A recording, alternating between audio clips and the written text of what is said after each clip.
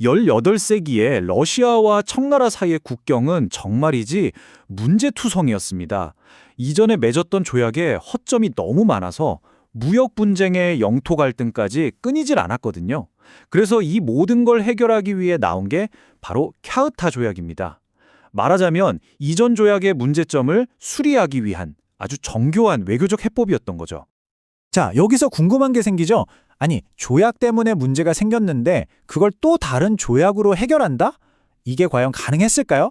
오늘 우리가 살펴볼 게 바로 이겁니다. 캬흐타 조약이 도대체 어떻게 이전 조약에 남긴 문제들을 하나하나 풀어갔는지 그 해법을 한번 들여다보겠습니다. 모든 문제의 시작점은 바로 1689년에 맺어진 네르친스크 조약이었습니다.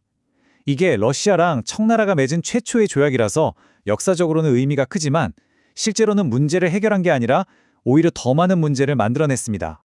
핵심 문제는 아주 명확했습니다. 딱 두 가지였는데요. 첫째, 몽골 지역 국경선이 아예 없었어요. 그냥 나중에 정하자고 넘어가 버린 거죠. 둘째, 자유무역을 허용했더니 이게 완전 통제가 안 되는 겁니다. 사람들이 마구 넘나들고 갈등이 계속 생겼죠. 상황이 정말 심각해지니까 양쪽 다 이대로는 안 되겠다. 새로 협상해야겠다고 생각하게 된 겁니다. 자, 캬흐타 조약이 제시한 첫 번째 해결책, 아주 간단합니다. 바로 선을 긋는 것이었죠. 네르친스크 조약이 애매하게 남겨뒀던 그 국경 문제를 해결하기 위해서 양측이 지도 위에 아주 구체적이고 명확한 선을 긋기 시작한 겁니다. 근데 여기서 아주 똑똑한 점이 보여요. 국경선을 정할 때 그냥 아무데나 찍은 게 아니라는 거죠. 러시아 초소랑 청나라 초소, 딱 그 중간 지점을 기준점으로 잡았거든요. 그리고 바로 그 지점을 공식 교역 장소로 지정해버립니다.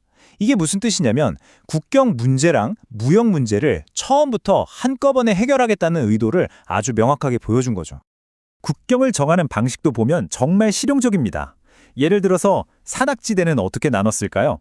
산맥의 가장 높은 지점, 그러니까 물줄기가 나뉘는 그 분수령을 기준으로 삼았어요. 북쪽은 러시아, 남쪽은 청나라, 이런 식이죠.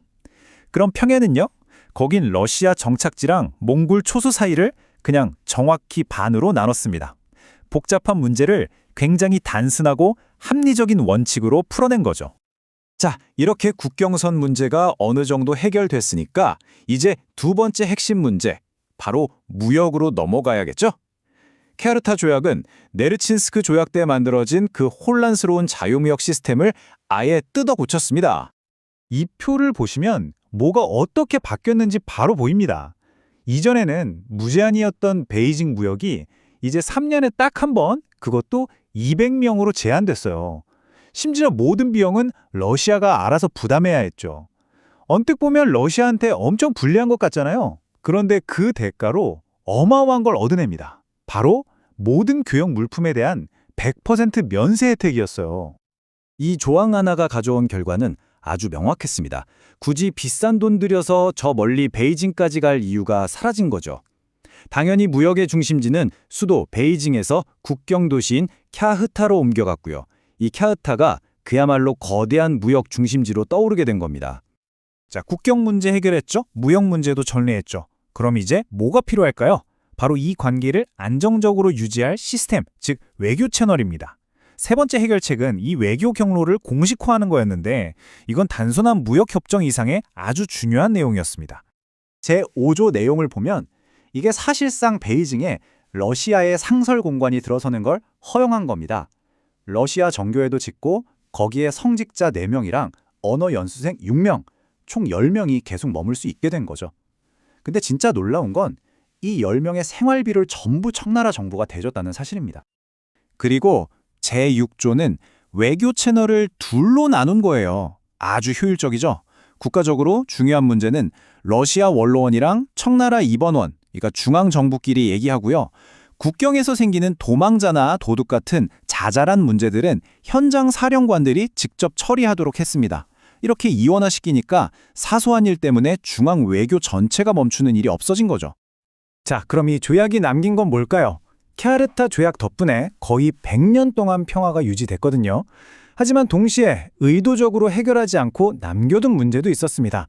지금부터는 이 조약의 성과와 한계, 그리고 오늘날 이 조약을 어떻게 다르게 평가하는지 한번 짚어보겠습니다. 캬흐타 조약이 모든 걸 해결한 건 아니었습니다. 일부러 남겨둔 미해결 과제가 하나 있었죠. 바로 제7조에 나오는 동쪽 국경 문제입니다. 우다강 유역의 국경을 정하지 않은 건데요. 청나라는 이것까지 마무리 짓고 싶어 했지만 러시아가 전략적으로 논의를 피했습니다. 그리고 이 미확정된 국경은 나중에 더 큰 문제로 돌아오게 됩니다. 오늘날 이 조약을 두고 러시아와 중국의 평가는 완전히 다릅니다. 러시아 쪽에서는 우리 지배하에 있던 서부 몽골 영토를 청나라에 뺏겼다고 하고요. 중국 쪽에서는 전통적인 활동 부대였던 바이칼 호수 지역을 러시아에 넘겨줬다, 우리한테 분리했다고 말합니다. 재밌는 건 양쪽 다 자기가 손해를 봤다고 생각한다는 거죠. 결국 같은 조약을 두고도 누구의 입장에서 보느냐에 따라 해석이 이렇게 달라지는 겁니다. 캬흐타 조약이 100년이 넘는 안정을 가져온 건 분명한 사실입니다. 하지만 외교에서 나중에라고 미뤄둔 문제는 절대 저절로 해결되지 않죠. 이 조약에서 해결되지 않았던 바로 그 동쪽 국경 문제, 이게 결국 어떤 미래를 가져왔을까요? 훗날 아윤 조약으로 이어지면서 더 큰 영토 변화의 시작점이 됩니다. 하나의 조약이 남긴 작은 빈틈이 역사의 흐름을 어떻게 바꾸는지를 보여주는 아주 대표적인 사례라고 할 수 있겠습니다.